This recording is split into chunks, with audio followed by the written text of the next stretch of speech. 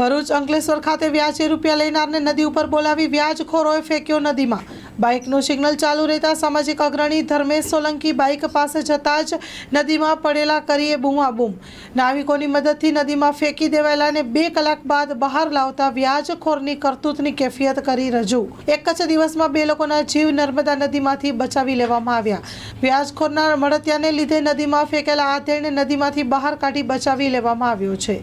આજરોજ લગભગ 9 વાગ્યાના અરસામાં હું નર્મદા મૈયા બ્રિજ પરથી જઈ રહ્યો હતો ત્યારે એક નર્મદા મૈયા બ્રિજ પર સાઇડ સિગ્નલ ચાલુ રાખીને એક સ્પ્લેન્ડર બાઇક હતી।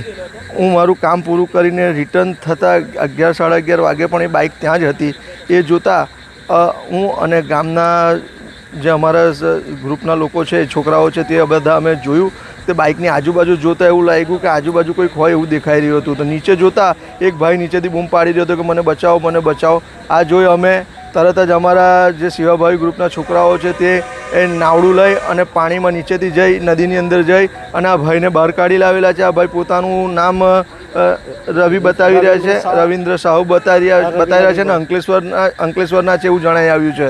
આજ રોજ સવારમાં પણ એક ઓડિશાના યુવાને નર્મદા મૈયા બ્રિજની બાજુમાં ગોલ્ડન બ્રિજ પરથી ભૂચકો મારેલો, તેને પણ હેમકેમ પ્રકારે બચાવી લાવેલા। આજે આ બીજા એક યુવક છે જેનો જીવ અમે બચાવી લાવેલ છે।